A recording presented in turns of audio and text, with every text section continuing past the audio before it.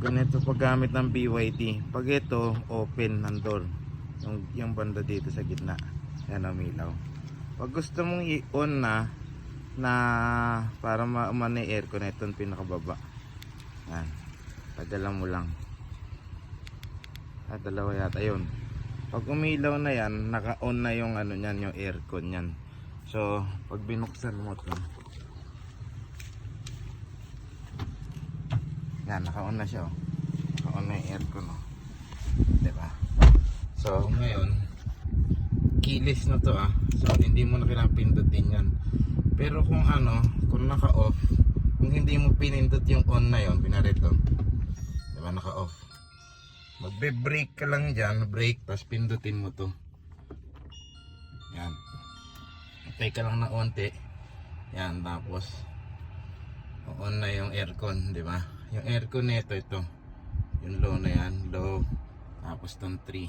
Yan, dahil mainit ngayon, okay na yan, low at saka 3. Tapos para umandar to, ito lang, naka-brake ka, angat mo lang to, ganyan, reverse na yan, reverse, diba?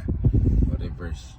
So bitawan mo na lang yung preno tsaka gas, magre-reverse na siya.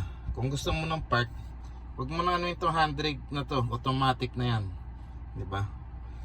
Pag gusto mo i-park, park mo na yan, ganun, park na siya ulit. Yan, park, diba? Tapos sa pag drive, baba, drive. Yan, drive. So yun lang yun, ganun na yun.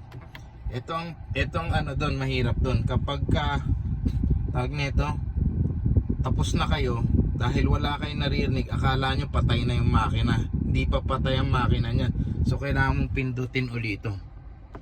Yan, patay na makina. Tapos alis ka na. Yan. Tapos pagbaba mo, pindutin mo ulit ito. Yan natin dito sa taas, diba? Lock. Yun, lock na siya.